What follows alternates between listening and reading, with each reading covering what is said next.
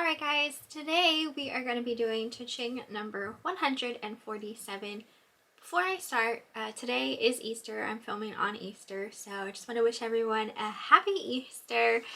So we're just going to get straight into it. The first thing that I have was a cross-stitch kit. This was to make a quilt. It was by a company called Tobin, and that sold for $59.99, and I won that at an auction. Also sold a vintage Masters of the Universe Prince Adam figure that sold for $39.99. This next item I'm fairly certain went to a subscriber named Loretta. This was a Lion Potter mug, so studio pottery mug. I picked this up at the thrift store and that sold for $29.99. Also sold a vintage Polly Pocket play set. This one was Cinderella. That sold for $59.99, and that came from the lady I was buying vintage toys from. Next item was a Willie Ray figure. It was called Liberty Belle and Sam, and that sold for $79.99. Probably came from an auction. You guys know I like picking up Willie Ray figures. That one did take a little while to sell. Also sold, this came from an auction, a 1981 Nancy Thomas Folk Art Santa. That's over $299.99. Also sold a Japanese cloisonne vase for $109, and that came from an auction. Let's see, next item also came from an auction. This was a Viking persimmon 4-finger vase that sold for $119.99. I also sold a 1987 signed paperweight by Tom Philobaum that sold for $99.99. Also came from an auction. Same way with this next item was a Nick Chauvet Velvet Mesquite Body Booster. So a beauty item, but it sold for $49.99, and that came from an auction where I bought like a bunch of beauty items. Next item also came from an auction. This was more of a recent folk art auction. This was a wooden carved bird by M.K. Shield is the name. That sold for $189.99. Also sold a Jeff Hamilton Dale Jarrett jacket, NASCAR jacket, that sold for $120, and that also came from an auction. Same with this next item, but this came on a tray of some stuff that we won at an auction. It's by Boehm, and it was a swan called the Swan of Serenity, and that sold for $39.99. Also sold a fossil store display. So this would have been like something they would have literally just sat on a counter at the jewelry store where they were selling fossil watches. That's precisely where it came from, because it came from an auction, and the man stuff from that day was the owner of a local jewelry store. So there was actually not just jewelry, but also like display pieces like this fossil one, and that sold for $49.99. Sold a Dr. Dennis wrinkle recovery peel for $69.99, and that came from a beauty auction. Next was by Carlton Cards. It was a Beatles Christmas ornament that sold for $69.99. Here's another M.K. Shield carved bird. This one was of a mourning dove that sold for $139.99. Next item was a set of 6 glasses and a decanter. These were Vecchio Murano decanter and glasses. This was an absolute beautiful set that sold for $69.99, and that came from an auction. Next item was a large Putz cardboard church that sold for $49.99. I feel like that one did take a little while to sell. Also sold, this was new in the package, a Nintendo GameCube cable modem adapter that sold for $119.99. That came from an auction. Same way with this next item. This was a Bret the Hitman Hart figure. Got this at an auction where I got like quite a few wrestling figures. I think you saw some of those in my last CHING. That one sold for $190. Did take a best offer off that one, but still very good figure. That was still new in the box. Sold a vintage Rainbow Bright Starlight plush horse for $39.99. Next item came from an auction. This was a Nintendo 3DS, but it was kind of a bundle. We put some other pieces with it. I think there were 2 games with it as well, and it sold for $155. Next 2 items also came from a recent folk art auction. These were both by someone named Bill and Phyllis Duffy. The first one was a wood carved fish that sold for $89.99, and that person also purchased the alligator that sold for $109. Sold a Fenton blue opalescent cake stand for $299.99. Pretty sure this actually went overseas, and that one came from an auction. Same way with this next item. This is a lot of auction stuff. This was a Trimper Rides Ocean City Carousel Horse of Liberty-Belle. That sold for $129.99. That was my last Trimper horse. I sold every single one that we won that day at the auction. Let's see. Same way with this next item was a brand new still sealed Mario Kart video game for the Wii. That sold for $59.99 because it was still sealed. Next item, also a recent folk art auction winning. This was a wall tile by someone named Karen Howell. That sold for $149. Sold an Estee Lauder Estee perfume for $49.99. Pretty sure I picked that up at a flea market for $5. Next item from an auction. Next item came from a recent yard sale, church yard sale. You saw me pick this up, or you saw it in the video, I should say. I think. I don't even remember if we showed it in the video, but you've seen it in my haul at least. This was the Vaseline glass piano. Picked this up at a yard sale for $1, and it sold for $51. Next was a vintage, this was like a Y2K butterfly string lights, you know, that you would hang in your room as a teenager. These were new in the packaging pretty much. Picked these up at a Philip Egg rummage sale, I believe, and those sold for $29.99. Next item came from an auction. This was a Breyer Black Angus bull. Sometimes see Breyer stuff come up at auctions. It's usually horses. I am not like well versed in Breyer horses or just Breyer in general, but I was intrigued by some of these animals at the auction that day because they weren't horses. So I was like, maybe because they're not horses, maybe they'll be worth a little more, because typically all I see are horses, right? And some of those non-horse animals were definitely worth decent money. So this bull here sold for $59.99, so that was a great sale. This next item was a sealed vintage Care Bears PVC figure of Bedtime Bear. That sold for $39.99. That actually did take a fairly long time to sell. I sold a Fenton Vaseline lidded dish for $199.99. This came from a recent auction, and it was a harder to find piece. Next item went to a subscriber named Anissa. This was a glass cow made by Hageland, and that sold for $29.99. That was in a lot of some stuff that we won at an auction. Next item was a Norman Brum copper enamel plate with a cardinal bird on the front. That sold for $64.99.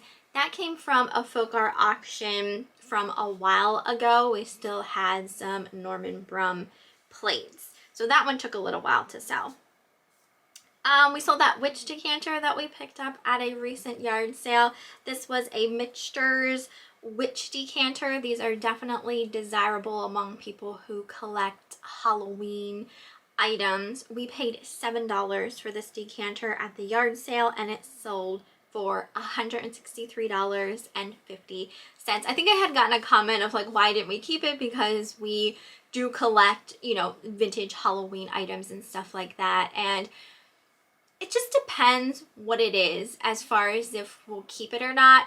Eric really likes, as far as like vintage Halloween items, he really likes like the pulp stuff, like the, you know, the pulp jack-o'-lanterns and stuff like that, like paper type items.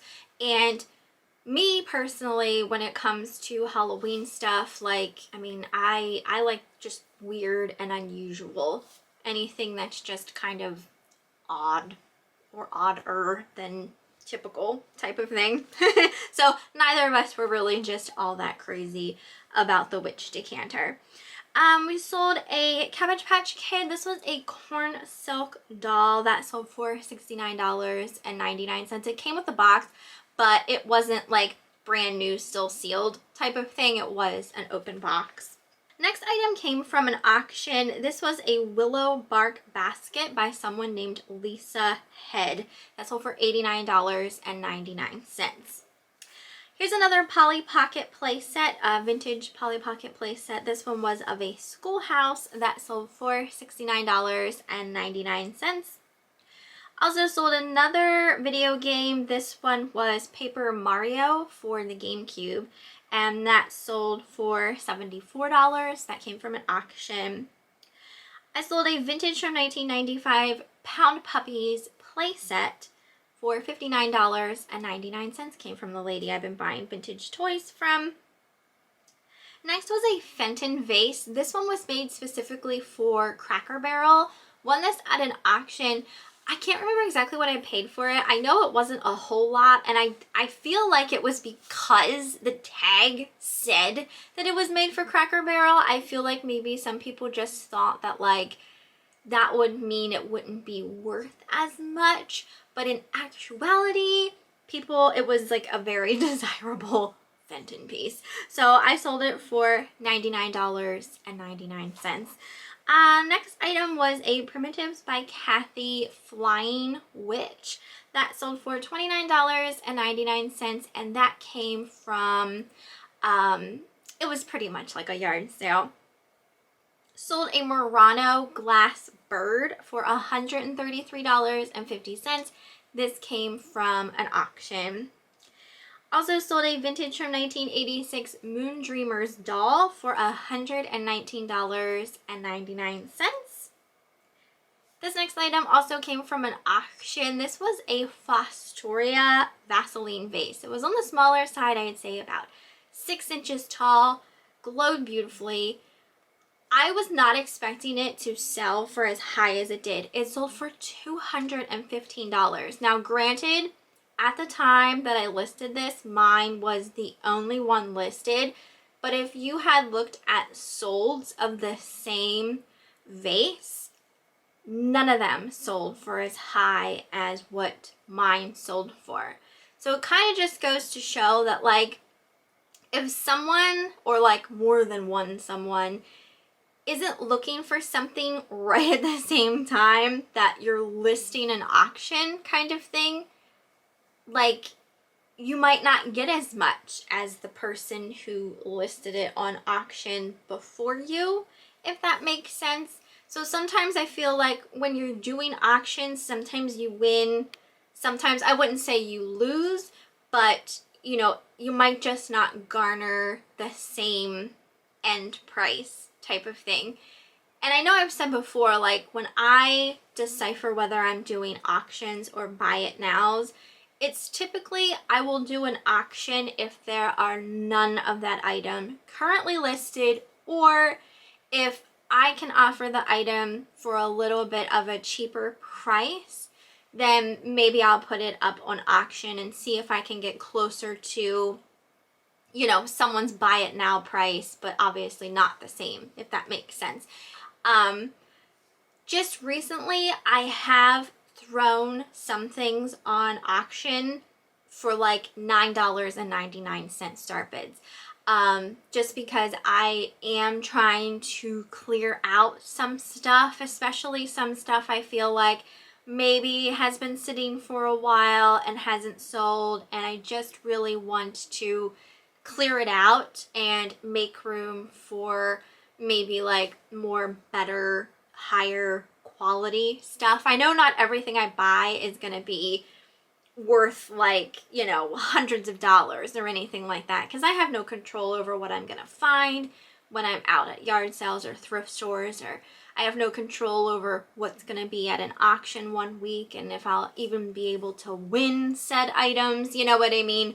But you know, it is nice to kind of make a little bit of a conscious effort in buying, you know, some more quality items to, you know, list and sell, because it obviously helps with, you know, the prices that you're getting for things. And then the last thing that I have, Eric just texted me. I think he's listing marbles today. He has a bunch of really nice signed glass marbles that he won at a recent auction. So he's listing those today. Last thing I have is that McCoy pink cat planter. Also picked this up at a yard sale recently. I paid $3 and it sold for $29.99. So yeah, definitely, you know, if you're curious or anything like that, like I said, I am starting some things currently on auction with a start price of $9.99. So, you know, there might be some deals to be had if you're, you know, looking. My link is always down in my description. Obviously, you never have to buy anything from me. I'm just letting you know what I'm doing, some of my, I guess, business strategies, just trying to get rid of some stuff. You might see a mess behind me too on my table. I've been trying to go through some jewelry that I have. I have like a bunch of jewelry. I do have some jewelry listed. I do list jewelry, but I also have just a lot of just random jewelry that I don't feel has a whole lot of value. So I am trying to put together like lots of jewelry I can send to the auction and just get it out of the house and make, you know, some money back. Typically, trays of jewelry at the auction on a good day, if they're like, you know, some nicer costume jewelry, the trays usually go for like $12 to $13 a tray. And they're just like little trays, like meat size trays, basically. Obviously for more if you have like actual like gold or silver or, you know, real stones and stuff on things. But most of the stuff that I have is mainly just like costumes type stuff. But yeah, so that's what I'm kind of working on behind me. As far as my eBay sales, they are down 5.9% currently. I feel like sales are doing okay. I feel like I always say that. They're doing okay. I feel like they could be doing better. I always feel like I can be doing better. Even if like I'm doing really well, I still feel like I could be doing better. Let's see, some of the things I have to talk about.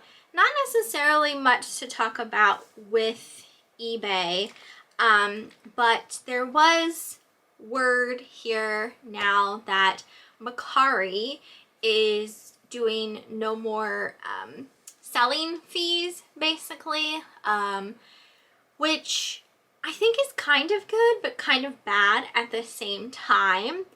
I do list on Mercari. It's mainly where I list used perfume, since I can't list used perfume on eBay.